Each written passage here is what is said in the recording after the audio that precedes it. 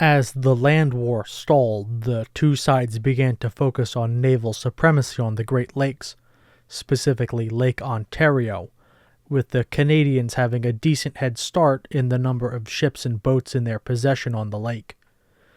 To remedy this, the Americans began a furious building campaign at Sackett's Harbor near Watertown, New York, with Commodore Isaac Chauncey expanding the small shipyard with almost 3,000 shipwrights and sailors, making Sackett's Harbor the third largest settlement in New York. Commodore Chauncey hired the Scottish master mechanic Henry Eckfort, the foremost shipbuilder in New York, to run the operation, building 11 warships in quick succession, including Commodore Chauncey's flagship, the corvette USS Madison, which was built in 45 days. On April 27, 1813, Commodore Chauncey inaugurated his new fleet with an attack on York, modern-day Toronto, then the capital of Upper Canada. Chauncey's fleet brought with them 1,700 regulars, led by the famous Western explorer Brigadier General Zebulon Pike, for which Pike's Peak in Colorado is named, with General Dearborn in overall command. Despite being the capital of the province, York's defenses had been neglected in both maintenance and garrison, with Governor Prevost diverting the lion's share of attention to defending their main shipyard at Kingston on the eastern end of Lake Ontario. Previous to the attack, the situation was so stark that the legislature was ordered to move their important documents into the woods, a prudent decision. The British garrison of Fort York fled before the full landing force even made it to shore, rigging the fort's powder magazine to blow and making the fort look as if it was still occupied. As the Americans prepared to bombard the fort, at 1 p.m. the magazine exploded, killing upwards of 50 soldiers, including General Pike. The British regulars retreated from the town proper before fleeing further, and the York militia under Captain John Robinson surrendered as the Americans advanced. Enraged at the trap and the death of their general, the soldiers began razing the town, looting and burning the legislature, government buildings, and homes before falling back to New York. The burning of York didn't have the intended demoralizing effect the Americans hoped, instead polarizing the Canadians against the Americans, with those who fought the Americans honored and those that collaborated even somewhat denigrated. General Sheaffe was also heavily criticized for not leading a counterattack against the Americans, drawing unfavorable comparisons to the late General Brock, who quickly became a dashing hero in the months after his heroic death, leading the same men whose home had now been sacked. The destruction of York would later serve as a justification for the famous burning of Washington, an eye for an eye or a city for a city. In May, Commodore Chauncey and General Dearborn used their freshwater fleet to successfully attack Fort George, landing 4,000 regular troops led by now Colonel Winfield Scott. The operation was surprisingly smooth and effective, with the Americans suffering around 100 dead and 200 wounded, to Britain's 100 dead and some 300 troops captured along with the fort. Much of the success of the operation was owed to Colonel Scott and another younger officer, Master Commandant Oliver Hazard Perry, both being 27, whose reconnaissance of the landing area and daring command of the fleet in bombarding the fort's defenses was credited with carrying the attack. The Canadians would abandon Fort Erie further down, fearing they couldn't hold it, preferring to take up a looser, more flexible strategy of defense in southern Ontario.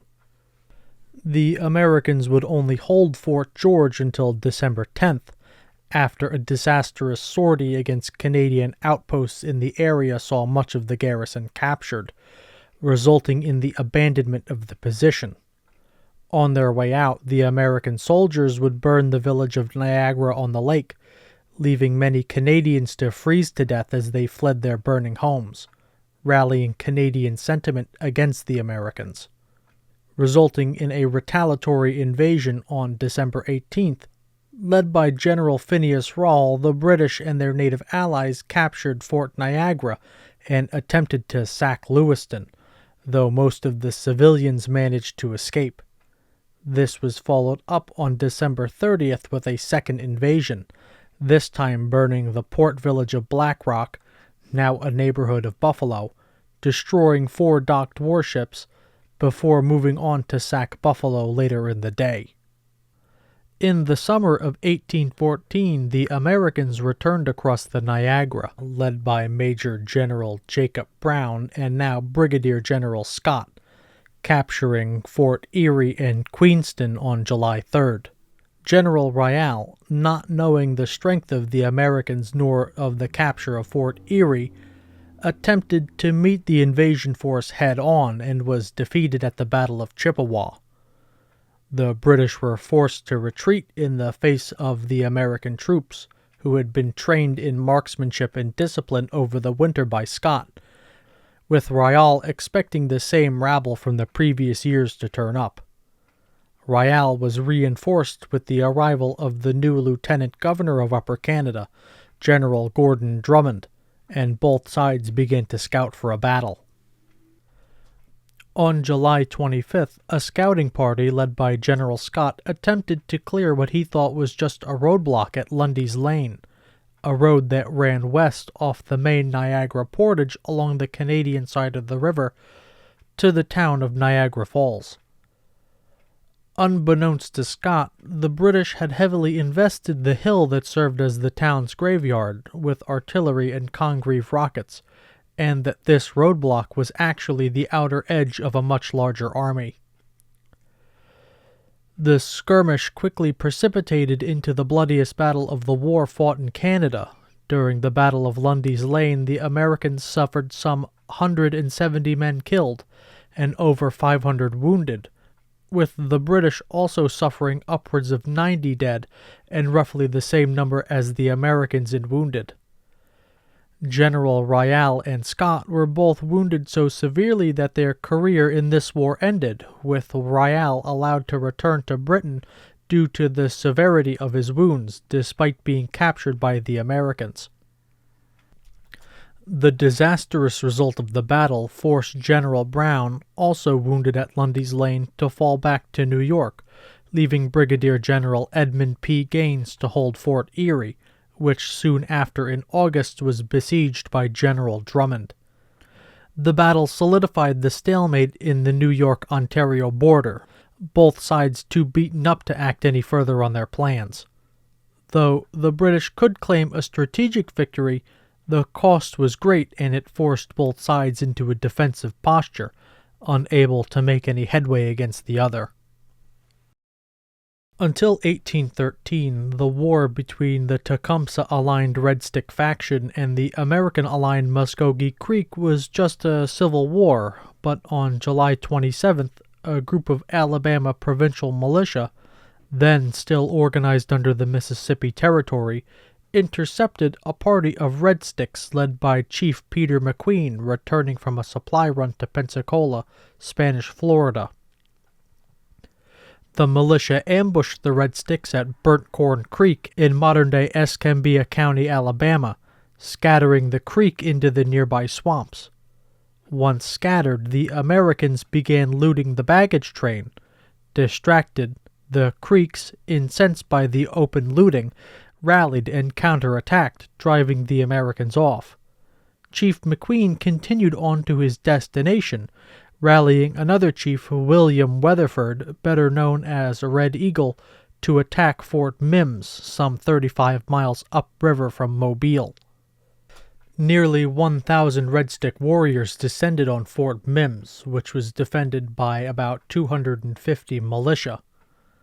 The garrison commander, Major Daniel Beasley, ignored reports of natives in the surrounding woods, even flogging a slave who reported seeing painted warriors while grazing cattle outside the fort.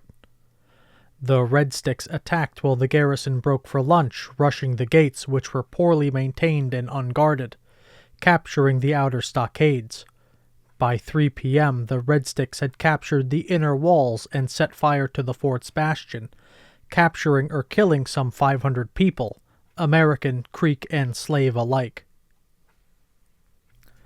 The Fort Mims Massacre and another massacre at the homestead of the Kimball and James families in modern Clark County sent a wave of panic through the southern frontier, with settlers fleeing to Mobile. Calls for federal military intervention were sent, though they fell largely on deaf ears, as the bulk of federal troops were busy failing to invade Canada in the north. With less than 1,000 federal regulars left in the South, responsibility fell primarily to the militias of Tennessee, Georgia, and the Mississippi Territory, with support from their Muskogee Creek and Cherokee allies. At the escalation of the war, the Red Stick faction had no more than 4,000 warriors, with roughly 1,000 firearms between them. That said, most of the warriors relied on their traditional arms and the magic of their ancestors, per the teachings of the prophet Tenskwatawa. Tennessee Governor Willie Blount was authorized to raise 5,000 volunteers, half from East Tennessee, under Major General John Alexander Koch, and the other half from West Tennessee, under Colonel Andrew Jackson, with another 200 Cherokee warriors under Chief Federal Agent Return J. Meigs, led by Chief Major Ridge, though this force would not be mobilized until October. In the meantime, the Georgia militia under Brigadier General John Floyd fortified the Indian line at the Ocmulgee River, which separated Creek and American territory, mustering at Fort Hawkins, where the Georgians were joined by some 900 Muskogee warriors. On November 24, 1813, General Floyd's men crossed the Chattahoochee River, establishing Fort Mitchell in modern-day Russell County, Alabama, being joined by more Muskogee warriors from Coweta, one of the 4 mother towns of the Muskogee Confederacy, under their principal chief William McIntosh. The warriors and American militia began pushing into the heart of Red Stick territory, aiming for their principal town of Ottosee deep in the Creek Holy Grounds on the Tallapoosa River east of modern-day Montgomery, Alabama. General Floyd's men were supposed to rendezvous with the West Tennessee Volunteers and Colonel Jackson, where the Coosa and Tallapoosa meet to form the Alabama River, but Jackson and the Tennesseans were delayed fighting the Battle of Talladega on November 9th. Without the Tennesseans, General Floyd was forced to attack Ottosee with fewer troops than what he believed he needed. Before committing to battle, 3 factors hampered the assault on the town. First, the Red Sticks had discovered the Americans well before the battle, allowing most of the warriors and civilians to evacuate the holy ground.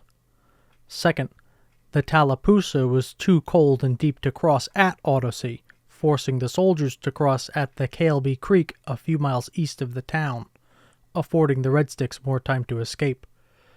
Third, the discovery of another village, Tallahassee, forced General Floyd to further split his force to attack the village, ensuring the Red Sticks couldn't flee north. By the time the Alabama militia attacked Ottosee, the only Creeks left were the diehards who refused to give up their sacred grounds, and those unable or unwilling to leave the town, the militia killing some 250 warriors and civilians. At the same time, to the west, on the Alabama River, the Mississippi militia under Brigadier General Ferdinand Claiborne attacked Red Eagle's Holy Ground settlement, sometimes called Iconachaka, literally sacred ground in the Muskogee language. Like the Battle of Ottosee, the Red Sticks discovered the Americans the day before the attack, and the civilians, as well as all but a vanguard, were able to escape, as Red Eagle's settlement was a temporary summer camp that became less temporary as the war intensified. As such, more Creeks managed to escape than at Ottosee, which was a permanent town, Red Eagle losing only 30 warriors at most, though more importantly was the loss of the supplies that couldn't be removed from the encampment in time.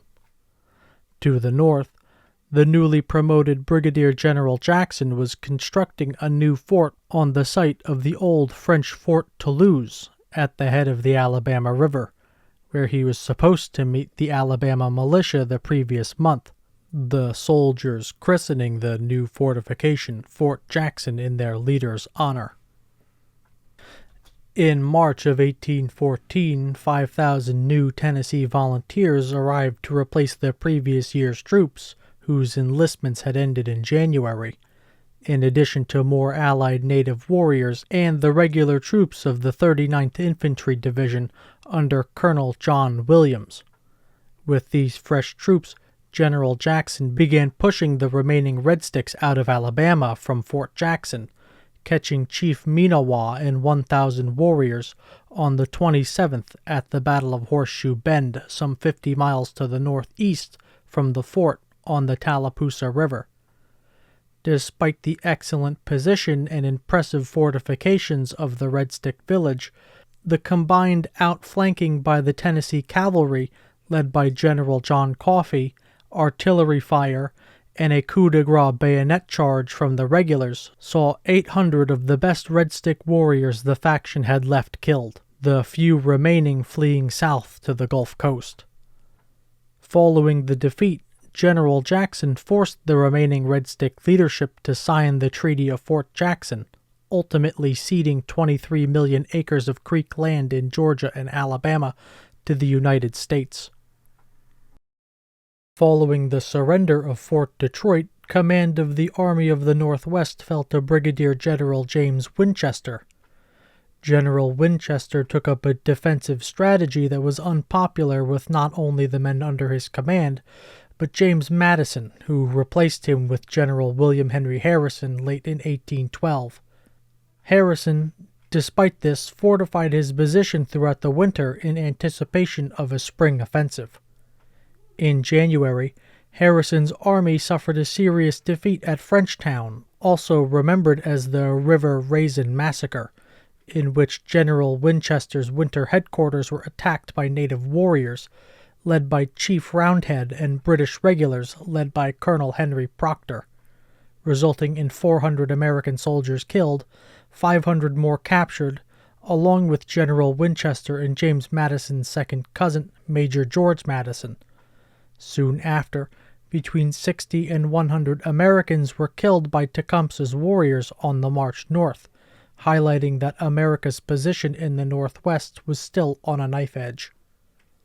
As spring arrived, Tecumseh's Confederacy and his British allies renewed their attacks. Using Fort Detroit as a base of operations, the Confederacy laid siege to the newly constructed Fort Meigs in present-day Perrysburg, Ohio, on April 28th in an attempt to crush General Harrison's advance. After weeks of fierce fighting between the British and Americans, the siege ended on May 9th with a mutual exchange of prisoners. Bad weather up north forcing the British to break off the siege and retreat to Fort Detroit. Though an American victory, the casualties stifled that year's campaigning season for General Harrison's army. Later, on September 10, 1813, Master Commandant Oliver Hazard Perry won a decisive victory on Lake Erie, with the capture of the British Lake Erie Squadron at Put-in Bay, solidifying America's hold over the lake. The captured British squadron was hastily repaired and used to invade Amherstburg, with a joint assault by land of Fort Detroit by Colonel Richard Mentor Johnson's Kentucky Cavalry, capturing both on September 27th without any fighting. These actions were quickly followed up by an invasion of Ontario by General Harrison. On October 5th, the Americans caught Tecumseh's warriors at Moraviantown on the Thames River near Chatham, Kent, Ontario, on the modern Delaware First Nations reservation.